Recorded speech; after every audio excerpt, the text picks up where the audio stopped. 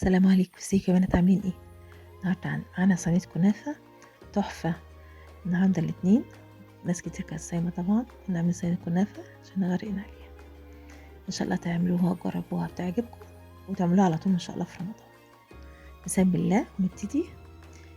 معانا يعني الصينية دي معمولة بالقشطة الكدابة. القشطة الكدابة مقاديرها لتر لبن بنحطه على النار لما يغلي. بنجهز 3 معالق نشا ومعلقة دقيق، نحط عليهم ربع كوباية مية ندوبهم فيها مية سقعانة، وننزل بهم على اللبن لما يغلي. نكون حاطين في اللبن طبعا سكر زي ما احنا عايزين، او مش حاطين، في ناس بتحب من غير سكر.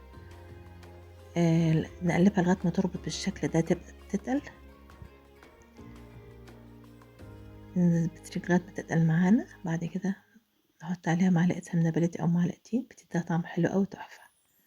معلقه الدقيق دي زي المحلات بره يا جماعه، ده سر القشطه الكدابه بتاعتهم، بتخلي المهلبيه ماسكه نفسها كده ومش صيصه.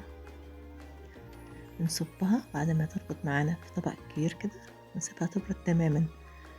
يكون عندنا كنافة مفرومة، بننزل عليها 3 معالق سكر، نقلبهم كويس، سكر عادي مش مطحون. ننزل عليها 3 معالق جوز هند، بتديها طعم تحفة وريحة تحفة وهي في الفرن.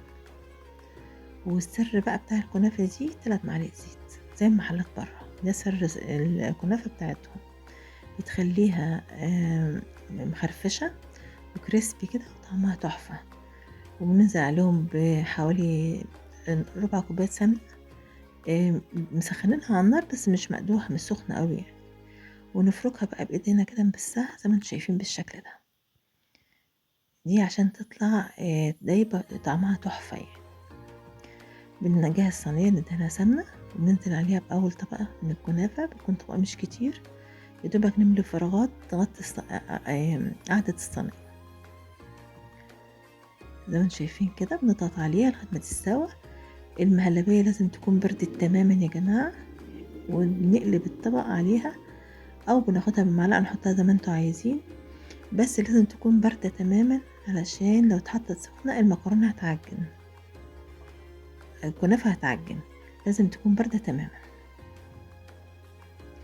بننزل بقى بالطبقة التانية من الكنافة لغاية ما تغطي كل الفراغات، ونضغطها بإيدنا كويس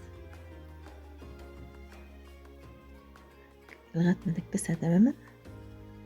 بعد كده بنسخن زيت على النار، يسخن بقى يقدح، سمنة، نسخن سمنة على النار لغاية ما تسخن قوي، وننزل كده بالمعلقة داير مدور على الصينية لغاية ما نغطي كل الفراغات اللي فيها تشرب السمنة كلها. بندخلها بقى الفرن على درجة حرارة متوسطة في الأرضية تحت. لما تتحمر بالشكل ده بنطلعها نسقيها عسل، طبعا عسل زي ما انتوا عايزين. وبعد كده بندخلها الفرن 5 دقايق تانية تشرب العسل بتاعها زي المحلات برا ما بتعمل.